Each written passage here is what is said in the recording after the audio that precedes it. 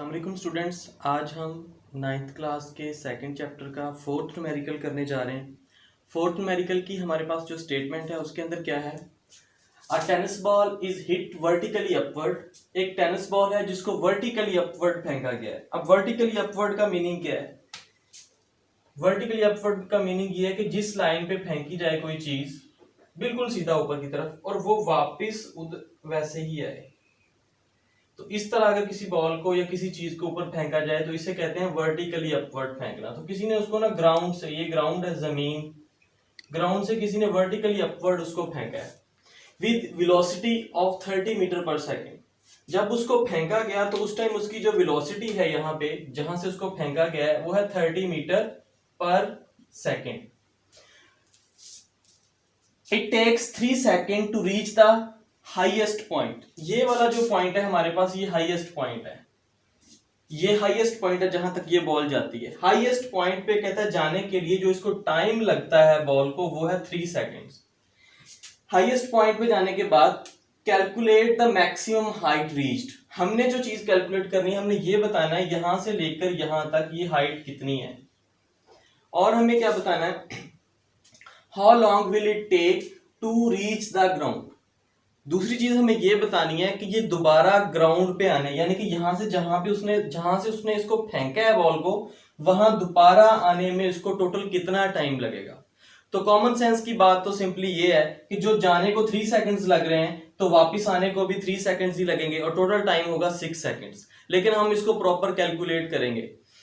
अच्छा, दूसरी चीज ये कि हमें आगे जाके एक आपने ये चीज याद रखनी है कि जब हम नीचे से इसको ऊपर फेंकेंगे तो इसका ग्रेविटेशनल एक्सेलरेशन 9.8 मीटर पर सेकंड स्क्वायर ही होगा, क्योंकि ग्रेविटी इसको नीचे की तरफ अट्रैक्ट कर रही होगी। तो इसकी वेलोसिटी कम होते होते होते यहाँ पे जाके फाइनली क्या हो जाएगी, ये वेलोसिटी 0 हो जाएगी। यानी कि यहाँ पे ये जो वेलोसिटी है ये वी आई है, ये जो 30 थी, हाईएस्ट पॉइंट के ऊपर जाके ये 0 हो जाएगी। उसके बाद ये दोबारा रिटर्न होना स्टार्ट होगी।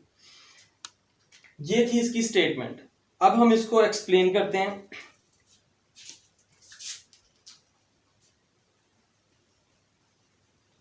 सबसे पहले हम इसको लिखते हैं, इसका गिवन डाटा। गिवन डाटा में जो मैंने कीवर्ड्स लिखे हुए हैं ये मैंने रेड के साथ लिखे हुए हैं।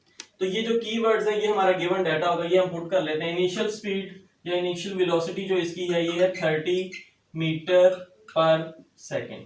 और हमें यहाँ पे गिवन है टाइम, जो ऊपर जाने का टाइम है ये है 3 सेकेंड। क्योंकि ये जस्ट ऊपर जाने का टाइम है, उसके बाद हमने वापस आने का टाइम भी कैलकुलेट करना है। और इसके अलावा हमारे पास हमने बाद में टोटल टाइम भी कैलकुलेट करना है, तो इसलिए मैं इसको T1 लिखूंगा। T1 is equal to 3 second. उसके बाद और हमें खुद से पता है कि G की वैल्यू कितनी होती है, 10 मीटर पर सेकेंड स्क्वायर। अब हम क्या लिखेंगे कि हमें रिक्वायरमेंट क्या है, इसके अंदर हमने फाइंड क्या करना है। तो रिक्वायर्ड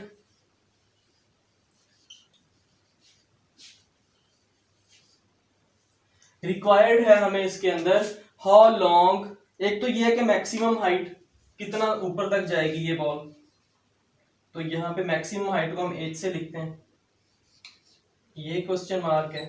और हमने क्या कैलकुलेट करना है, हाउ लॉन्ग। हाउ लॉन्ग का मीनिंग यही है कि टाइम कितना लगेगा इसको वापस आने में। तो टोटल टाइम को मैं टी से लिखता हूं। ये दो चीजें हमने कैलकुलेट करनी है। तो अब हम इसको सॉल्व करते हैं। सॉल्व करने के लिए हम इक्वेशन ऑफ मोशन यूज करेंगे। सेकंड इक्वेशन ऑफ मोशन को अगर हम यूज करें, using second equation of motion. Second equation of motion क्या है, S is equal to v i t plus 1/2 times a into t square. ये simple है second equation of motion, क्योंकि यहां पे जो हम टेनिस बॉल को जिसको डिस्कस कर रहे हैं ये मोशन वर्टिकल है, अप एंड डाउन मोशन है। अप एंड डाउन मोशन के अंदर एक्सेलरेशन जो होता है ये ग्रेविटेशनल एक्सेलरेशन होगा। और जो हम टाइम यूज करेंगे, क्योंकि हमने मैक्सिमम हाइट कैलकुलेट करनी है तो जस्ट हम जाने का टाइम कैलकुलेट करेंगे। तो इस यहां पे भी हम इसको रिप्लेस करेंगे। और हमने क्योंकि हाइट कैलकुलेट करनी है तो जो वर्टिकल डिस्टेंस होता है इसको h से लिखते हैं, तो इसको h से रिप्लेस कर देंगे।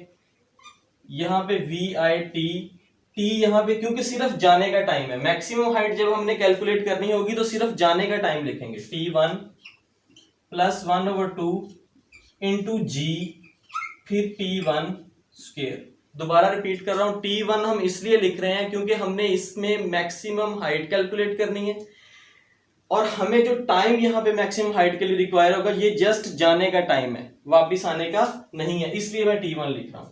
अब हम वैल्यू सब्स्टिट्यूट करेंगे। वैल्यू सब्स्टिट्यूट करने के लिए क्या करेंगे हम, एच एज इट इज आ गया, वी आई हमें गिवन है 30, यहाँ पे 30 पुट कर देंगे, 30 मीटर पर second into time 3 seconds plus 1/2 into जी की वैल्यू -10। यहाँ पे क्या लिखेंगे, जी की वैल्यू -10 मीटर पर सेकेंड स्क्वायर इंटू T1 की जगह पे 3 सेकेंड्स है तो इसका स्क्वायर आ गया। जी की वैल्यू नेगेटिव क्यों ली है, क्योंकि हम यहाँ पे जिस बॉल को डिस्कस कर रहे हैं वो ऑपोजिट टू ग्रेविटी मूव कर रही है। ग्रेविटेशनल पुल डाउनवर्ड एक्ट करती है लेकिन बॉल ऊपर को जा रही है, तो डायरेक्शन ऑपोजिट होने की वजह से जी की वैल्यू हमने नेगेटिव ली है। नेक्स्ट है h is equal to 30 multiply by 3 90 metre पर सेकेंड, ये वाला और ये वाले सेकेंड का +1 प्लस यहाँ पे इसको 2 1 2 2 5 10, यहाँ पे प्लस माइनस 5, यहाँ पे 5 मीटर पर second square into 3 3 9 second square. Further simplify करेंगे, 90 मीटर माइनस 9 5 45 मीटर पर सेकेंड स्क्वायर, ये -2 और ये वाला +2, ये कैंसल आउट हो जाएंगे। तो h is equal to 90 metre minus 45 metre. 90 में से 45 जब माइनस करते हैं तो वो हमारे पास आता है 45 मीटर। तो ये मैक्सिमम हाइट है जो बॉल अचीव करेगी। स्टूडेंट्स, अब हमने कैलकुलेट करना है टाइम कैलकुलेट करने के लिए हमें एक्चुअली फाइंड करना था टोटल टाइम। ये कौन सा टाइम है, जहां से बॉल को हिट किया गया था दोबारा वहीं पे आने का टाइम, यानी कि जाने का भी है और बॉल को वापस आने का, ये दोनों टाइम को जमा करना है हमने। क्योंकि जाने का टाइम तो गिवन है 3 सेकेंड्स, एक्चुअली हमने जस्ट अब वापस जो बॉल हाईएस्ट पॉइंट से वापस ग्राउंड तक आने के लिए जितना टाइम लेगी हमने वो कैलकुलेट करना था। अब आपको मैंने स्टार्ट में बताया था कि जब बॉल ऊपर जाएगी तो हाईएस्ट पॉइंट पे जाने के बाद उसकी वेलोसिटी थोड़ी सी देर के लिए क्या हो जाएगी, 0 हो जाएगी। अब हाईएस्ट पॉइंट के ऊपर जो वेलोसिटी है वो 0 है, लेकिन जब हम इसको डाउनवर्ड मोशन को इसकी स्टडी करेंगे तो हाईएस्ट पॉइंट वाली जो वेलोसिटी होगी वो अब हमारे लिए इनिशियल होगी, क्योंकि अब हमने मोशन को यहां से स्टार्ट करना है और ग्राउंड तक चेक करना है, क्योंकि ये टाइम हमने फाइंड करना है ऊपर से नीचे आने का। तो हाईएस्ट पॉइंट वाली जो वेलोसिटी जो हमने फाइनल वेलोसिटी कही थी, लेकिन इस केस के अंदर वो इनिशियल बन जाएगी। तो इसलिए हम यहां पे ये लिखेंगे, इन दिस केस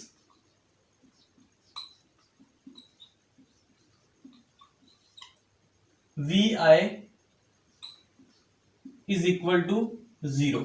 इस केस के अंदर जो हमारी इनिशियल वेलोसिटी है वो 0 होगी और जो g की वैल्यू है वो पॉजिटिव लेंगे हम। अब हम यूज करते हैं सेकंड इक्वेशन ऑफ मोशन।